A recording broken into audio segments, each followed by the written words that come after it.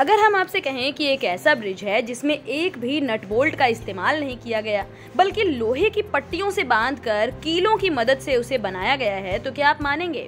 क्या आप मानेंगे कि कोई पुल 2 सदियों से सिर्फ इन्हीं कीलों की सहायता और लोहे की पट्टियों पर टिका हुआ है? शायद बिल्कुल नहीं। लेकिन इस बात से भी ज्यादा हैरानी तब आपको होगी जब आपको पता चलेगा कि ये ब्रिज 18वीं सदी का है, और उस पर भी बड़ी बात यह है कि ये पुल दुनिया के किसी और कोने में नहीं बल्कि हमारे देश के पश्चिम बंगाल में है। इसका नाम आपने कई बार सुना होगा, हावड़ा ब्रिज। आज हम इस अद्भुत ब्रिज के बारे में विस्तार से जानेंगे। शायद आपको वो जानकारी भी मिले जो आपने आज तक कभी ना सुनी हो, ना पढ़ी हो, ना ही इसके बारे में किसी को बात करते सुना हो। भारत में जब भी इंजीनियरिंग की बात आती है तो ऐसे में हो ही नहीं सकता कि हावड़ा ब्रिज का नाम ना आए। जब भी बॉलीवुड मूवी का नाम हो, इसमें कोलकाता का सीन हो और तब भी ब्रिज ना दिखे, ऐसा भी नहीं हो सकता। कोलकाता में हावड़ा ब्रिज यहाँ की मिठाइयों से ज्यादा फेमस है, लेकिन हम में से बहुत से लोगों को इस ब्रिज की कहानी पता ही नहीं है। इस वीडियो में आपको वही कहानी पता चलेगी जो शायद आपसे कोसों दूर है। कोलकाता और हावड़ा के बीच में हुगली नदी को पार करने के लिए पहले कोई ब्रिज नहीं था। हावड़ा में ईस्ट इंडिया कंपनी के कच्चे माल के भंडार थे। बारिश के मौसम में जब नदी में बाढ़ आती थी तो सामान लाने और ले जाने पर रोक लग जाती।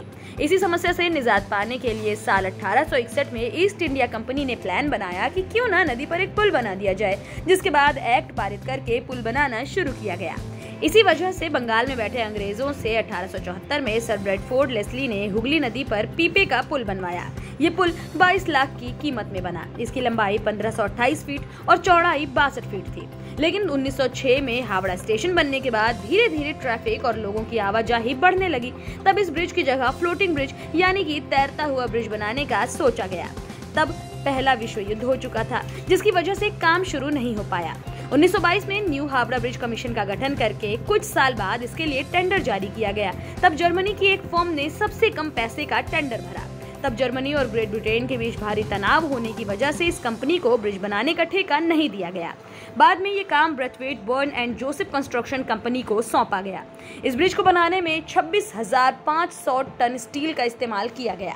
उस समय इतना स्टील इकट्ठा कर पाना आसान नहीं था, लेकिन इस ब्रिज का निर्माण होना भी जरूरी था। इसीलिए उस समय की इकलौती स्टील बनाने की कंपनी टाटा स्टील ने स्टील देने का फैसला लिया।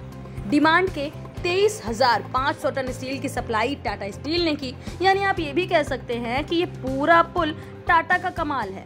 स्टील का बंदोबस्त होने के साथ ही इस ब्रिज की डिजाइन तैयार की गई। इस ब्रिज को बनाने में अंग्रेजों ने एक शर्त रखी कि ब्रिज के नीचे कोई पुल या फिर कोई पोल नहीं होना चाहिए। इस ब्रिज को बनाने में अंग्रेजों ने एक शर्त रखी कि ब्रिज के नीचे कोई दूसरा पुल या फिर कोई दूसरा पोल यानी खंभा नहीं होना चाहिए, ताकि ब्रिज के नीचे से कोई भी समुद्री जहाज आसानी से निकाला जा सके। इसे बनाते वक्त 4 खंभों को बनाया गया, यानी ब्रिज के बीच में किसी भी तरह का अवरोध नहीं बनाया गया, न ही किसी तरह इसे तारों से लटकाया गया। पूरा ब्रिज नदी के 2 किनारों पर बने खंभों पर टिका हुआ है, जिनकी ऊंचाई 280 फीट है। इन खंभों के बीच की दूरी 1500 फीट है। ये बहुत बड़े अजूबे की बात है कि सिर्फ इन खंभों के सहारे ही ये पुल पूरी की पूरी 1 सदी से खड़ा है। उससे भी बड़ी बात यह है कि स्टील की प्लेटों को जोड़ने के लिए नट बोल्ट की जगह धातु से बनी कीलों का उपयोग किया गया।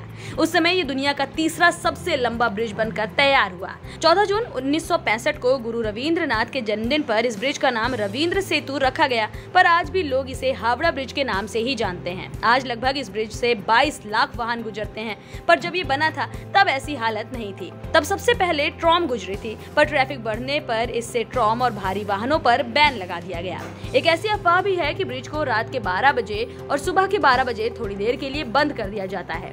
दरअसल बताया जाता है कि इस ब्रिज के इंजीनियर ने ऐसा दावा किया कि इस ब्रिज पर कोई भी दुर्घटना 12 बजे हो सकती है, पर उसने ये नहीं बताया कि कौन सी दुर्घटना 12 बजे होगी, यानी वो दिन के 12 बजे होंगे या फिर रात के 12 बजे। इसीलिए इस ब्रिज को दोनों समय बंद कर दिया जाता है। कुछ लोग इस बात को नकारते भी हैं, पर बड़ी बात यह है कि दोनों समय ब्रिज को आज भी बंद किया जाता है।